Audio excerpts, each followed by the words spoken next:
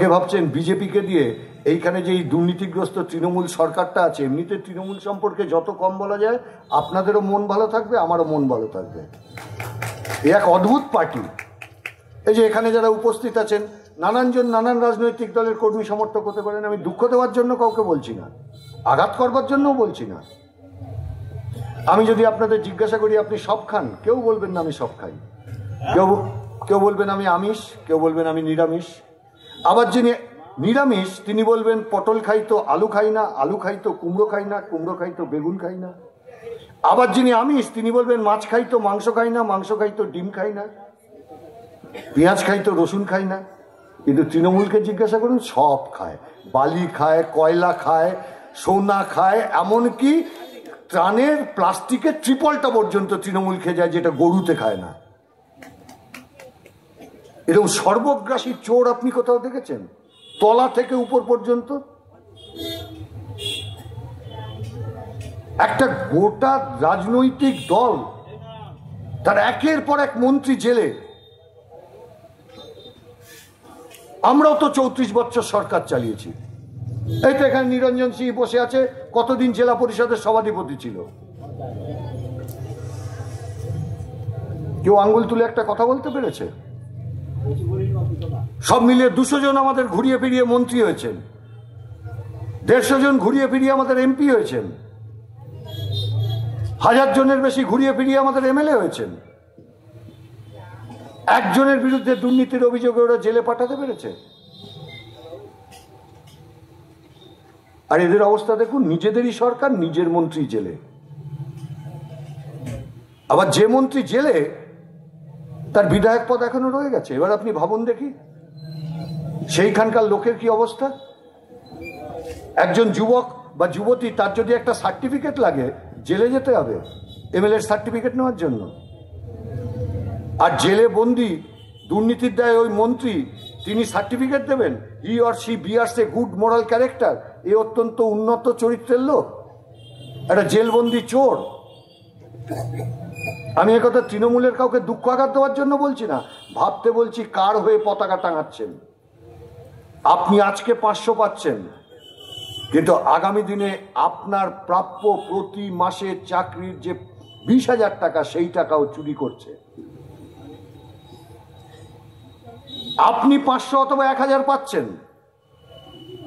আর প্রতিদিন আপনার প্রাপ্য যে চাকরি করলে আপনি সম্মান নিয়ে বাঁচতে পারতেন, সেই চাকরিও চুরি করছে। আরে আমরা অনুদান দিইনি, বামফ্রন্টের চাইতে কে বেশি দিয়েছে? গোটা ভারতবর্ষে প্রথম আমরা বার্ধক্য ভাতা চালু করি। কোথাও ছিল নাকি ভারতবর্ষে? আমরা যখন চালু করেছিলাম, তারপর তো এক এক করে সব রাজ্যে হয়েছে। আমরা প্রথম বিধবা ভাতা চালু করেছিলাম, ছিল নাকি ভারতবর্ষে কোনো রাজ্যে? আমরাই চালু করেছিলাম। কি একটা লক্ষ্মীর ভান্ডারে 500,000 দিচ্ছে। আরে মানুষকে যদি ঠিক করে বাঁচিয়ে রাখতে হয়, ওইটাকে তুমি 3,500 করবে না কেন?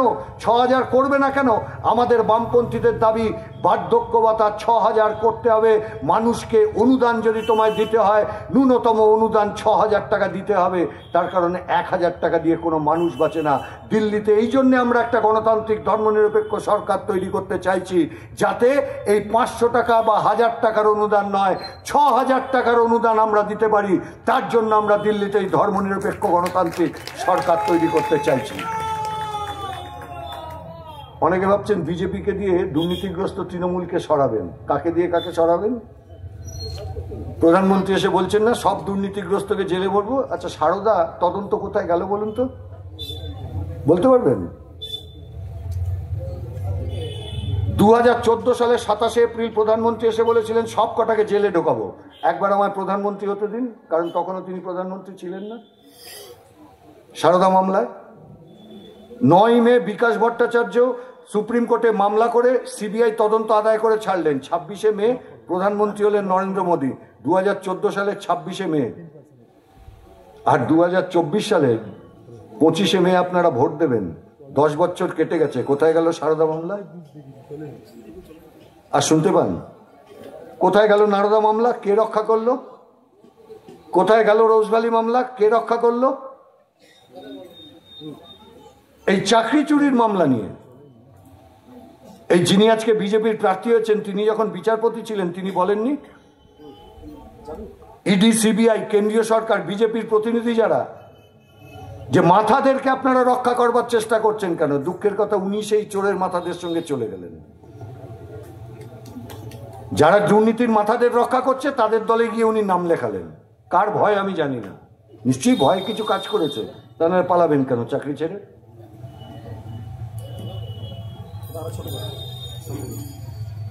এই বিজেপি তৃণমূলকে দুর্নীতির বিরুদ্ধে লড়বে। সেদিনকে বলেছিল সব কটাকে জেলে ঢোকাবো, আর এখন প্রধানমন্ত্রী বক্তৃতা করেন এই দুর্নীতির শিরোমণি মুকুল রায় আর শুভেন্দু অধিকারী পিছনে বসে হাততালি দেয়। এদের নিয়ে উনি দুর্নীতি বিরোধী লড়াই করবেন? যখন কয়লা চুরি হচ্ছে, সোনা পাচার হচ্ছে, বালি পাচার হচ্ছে, গরু পাচার হচ্ছে, চাকরি বিক্রি হচ্ছে, উনি তো তখন মন্ত্রী। ওখানকার ক্ষীর খেয়ে এবার বিজেপির ক্ষীর খেতে এসছেন নাকি? হ্যাঁ, গাছেরও খাবো তলারও কুড়াবো, দুটো হয় নাকি? আর এই বিজেপি যদি আসে, ওদের আসবার কোনো সুযোগ নেই, এটা পরিষ্কার বুঝে রাখুন। আসবে কোথা থেকে? তো অঙ্ক 543টা আসন, ওটা চাইলেও 643 হবে না। তার মধ্যে আপনাদের চেহারা কি? একদম দক্ষিণ থেকে যাত্রা শুরু করুন, কেরালা আপনারা শূন্য। কর্ণাটকে গতবার 100 আসন জিতেছিলেন, এবার কর্ণাটকে সরকারি গেছে উল্টে, সেখানে অর্ধেক কেন 5টা আসন পেলে বিজেপি বর্তে যাবে। তারপরের আসন তামিলনাড়ু, গতবারও শূন্য, এবারও শূন্য। তারপরে অন্ধ্র ও তেলেঙ্গানা অনেক আসন পেয়েছিলেন গতবার, এবার মাথা চুলকাচ্ছে 5টা পাবো তো। তারপরের রাজ্য উড়িষ্যা, বিজেডির সঙ্গে বোঝাপড়া হয়নি। আজকেও দেখবেন অমিত শাহ এবিপি আনন্দে ইন্টারভিউতে বলেছেন ওর সঙ্গে বোঝাপড়া হয়নি। কি হবে জানি না। পশ্চিমবাংলাটা আমি পরে আসছি। বিহারে চলে যান, সব আসন প্রায় গতবার জিতেছিল, এবার বিরোধীরা ওখানে ঐক্যবদ্ধ, সব বিরোধী একসাথে দাঁড়িয়েছে, অর্ধেক আসনও পাবে না। আপনি চলে যান উত্তরপ্রদেশ, 80টা আসন, 73টা আসন গতবার জিতে গেছিল বিজেপি। 80টা আসন চাইলে তো আর 90টা হবে না। এইবার সেখানে সব বিরোধী ঐক্যবদ্ধ। 50টা আসন পাবে কিনা এ গ্যারান্টি যোগী আদিত্যনাথ নিজে দিতে পারছেন না। মধ্যপ্রদেশ, ছত্তিশগড় সব আসন ছিল বিজেপির। এবারের নির্বাচনে, বিধানসভার নির্বাচনে বিজেপির ভোট বিপুল কমেছে, অর্ধেক আসন পাবে কিনা সন্দেহ। মহারাষ্ট্র ঐক্যবদ্ধ বিরোধীরা গতবার প্রায় সব আসন জিতেছিল, অর্ধেকও জিতবে না। ওখানে এমএলএ কেনাবেচা করে সরকার পাল্টেছে, বিরোধীদের সরকার ভেঙেছে, ফলে আরো ঐক্যবদ্ধ হয়েছে বিরোধীরা। মানুষ আরো খেপেছে, আমরা ভোট দিয়ে তৈরি করলাম একটা সরকার, আর এমএলএ কেনাবেচা করে তুমি সরকার পাল্টেছ। রাজস্থান সব আসন ছিল, সেখানে এবার অর্ধেক পেরোবে কিনা সন্দেহ। ফলে 250-এর আশপাশেও সে পৌঁছতে পারছে না। এই জন্যে পশ্চিমবাংলার উপর ভরসা। দেখবেন আমাদের রাজ্যে 9 বার এসেছেন প্রধানমন্ত্রী, আজ পর্যন্ত কোনোদিন আসেননি। কেন? প্রতিবার আসছেন আর তৃণমূলের উপর চাপ তৈরি করছেন, আমার আসন বাড়াও। আমি আপনাদের এখানে বলে যাচ্ছি, বিজেপির সঙ্গে তৃণমূলের বোঝাপড়া হয়েছে 19-23। দিল্লিতে আমাকে সরকার তৈরি করতে তুমি সাহায্য করো, আমি তোমাকে পশ্চিমবাংলায় যতই চুরি করো জেলে ভরবো না, মুখ্যমন্ত্রী রেখে দেবো। তোমার ভাইপো যতই চুরির অভিযোগ উঠুক তার বিরুদ্ধে কোনো ব্যবস্থা নেওয়া হবে না, আমাকে দিল্লিতে তুমি আসন সংখ্যা বাড়িয়ে দাও। কিন্তু এখন বুঝছে যে পশ্চিমবাংলার যদি 23ও পায় তাতেও 250-র উপরেও যেতে পারছে না, সেই জন্য এখন চাপ দিচ্ছে অন্তত 30 দাও। দেখবেন প্রধানমন্ত্রী এসেও বলছেন, অমিত শাহ এসেও বলছেন। এই দুই দলের বোঝাপড়া এখন মানুষের সামনে স্পষ্ট, সবাই বুঝে গেছে। এদের গুদাম একটাই, শুধু দোকান আলাদা। যে দোকানে খদ্দের বেশি সেই দোকানে মালপত্র পাঠিয়ে দেয়।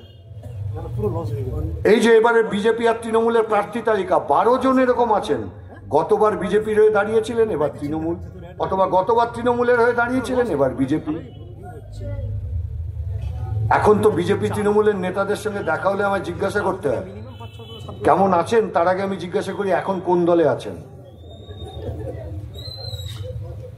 কে কখন কোন দলে আপনি বুঝতে পারবেন না। আপনি বিজেপির হয়ে যাকে জেতাবেন তিনি তৃণমূলে যাবেন না, এ গ্যারান্টি দিতে পারেন? যিনি বিজেপির দেওয়াল লিখছেন, যিনি তৃণমূলের পোস্টার সারছেন, তিনি গ্যারান্টি দিতে পারবেন? যিনি তৃণমূলের হয়ে জিতবেন তিনি আগামী দিনে বিজেপিতে যাবেন না, এ গ্যারান্টি দিতে পারবেন?